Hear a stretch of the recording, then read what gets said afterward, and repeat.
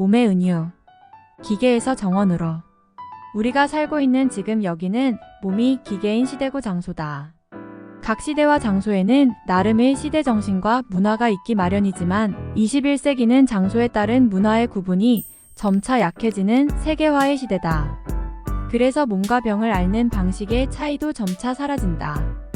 우리의 의식은 몸을 기계로 여기는 것이 단지 은유일 뿐이라는 걸 잘 알지만 우리의 삶은 그것이 은유인지 아닌지를 따지지 않는다.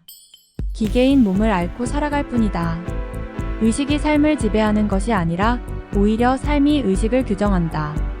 그래서 삶으로서의 몸이 아닌 기계인 몸을 개념화하는 이론이 나오게 되었는데 그것은 우리 몸을 만드는 설계도가 있다고 가정하는 것이다. 처음에는 자동차와 같은 자동기계의 설계도를 생각했지만 DNA라는 유전물질의 구조가 밝혀진 다음부터는 모든 세포 속에 들어있는 DNA의 염기서열이 생명의 설계도로 여겨지게 되었다. 그리고 21세기가 시작되는 해에는 그 설계도에 해당하는 염기의 서열이 모두 밝혀졌다. 몸이 정말로 기계라면 이제 우리가 그 몸을 만들거나 고칠 수 있어야 한다.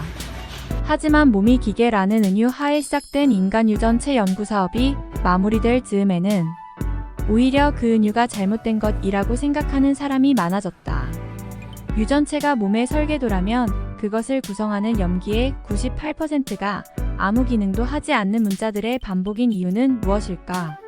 유전자가 단백질을 만들고 그 단백질이 몸의 형태와 기능을 결정한다고 하는데 그런 유전자가 3만 개도 안 된다면 그것은 인간의 다양성을 설명하기에는 터무니없이 부족한 것 아닌가?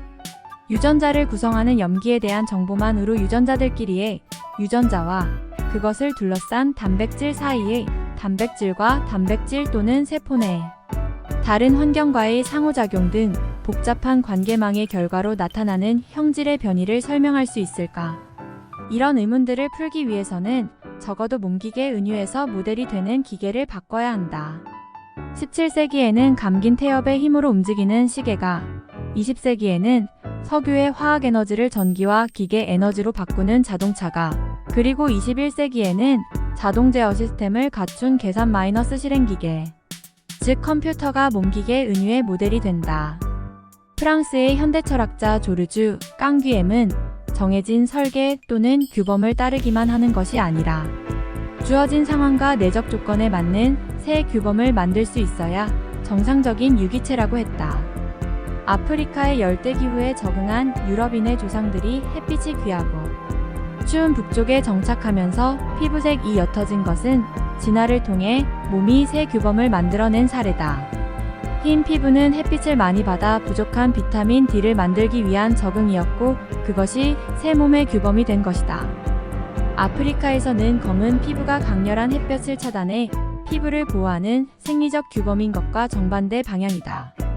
이렇게 몸이 새로운 규범을 만들어내는 유기적 존재인 관점에서 볼 때 설계된 대로의 구조와 기능을 표현하는 몸기계 은유는 더 이상 진실을 표현하지 못한다. 따라서 그것을 대체할 새로운 은유가 필요하다. 새 은유는 지금의 과학 수준을 반영하면서도 동시대인의 문화적 감성과 공감할 수 있는 것이어야 한다. 동아시아의 3대 문화 전통 중 하나인 도교에서 바라보는 몸은 하나의 작은 마을이다. 몸속 마을에는 여러 귀신들이 어울려서 살아간다. 몸속의 여러 장기들은 그들에게 밭도 되고 논도 되며 우물이나 개천도 된다. 그런 몸속 마을의 경제가 안정되어 있으면 몸도 건강하지만 그 균형이 깨져 귀신들의 경제가 불안하면 병이 생긴다. 이 몸속 귀신들은 간, 콩팥, 지라, 허파, 염통 등의 장기에서 살지만 조금만 더 상상력을 발휘하면 그 귀신들을 각 장기를 구성하는 조직과 세포들의 집합으로 생각할 수도 있다. 그러면 몸은 작은 마을이라는 은유가 그럴듯한 과학적 설명의 틀이 될 수도 있다. 몸은 분자, 세포, 조직, 기관, 개체, 가족, 지역, 국가, 세계, 전체 생명계로 이어지는 위계적 질서의 중간 단계를 차지하는 하나의 생태계가 된다. 생태적 의학을 주장하는 서양 사람들의 생각도 이와 비슷한데 그들은 몸을 갖가지 생명이 어우러진 작은 정원에 비유한다.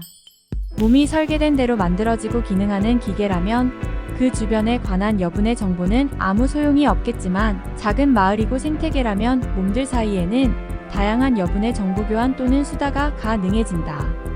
흙과 그 속에서 살아가는 수많은 미생물과 벌레들, 기후 이웃하는 다른 생명들의 기질과 성격 등이 어우러져 마을과 정원의 생태적 경제를 구성한다. 그렇게 크고 작은 구성원들 사이의 관계와 소통이 살만한 마을과 아름다운 정원을 만들듯이 우리 몸속 구성원들의 원활한 관계와 소통이 건강한 삶을 결정한다. 몸기계라는 은유는 앞으로도 상당 기간 동안 우리의 삶과 의식을 지배할 것이다. 하지만 몸을 작은 마을 또는 정원에 빗대어 생각하는 습관이 널리 퍼진다면 우리의 삶이 더욱 넉넉하고 아름다워질 수도 있을 것이다. 또한 과학적 상상력을 자극해 몸이 기계였을 때는 생각조차 할 수 없었던 기발한 연구가 가능해지고 그 결과에 따라 전혀 새로운 몸과 삶을 살 수도 있을 것이다.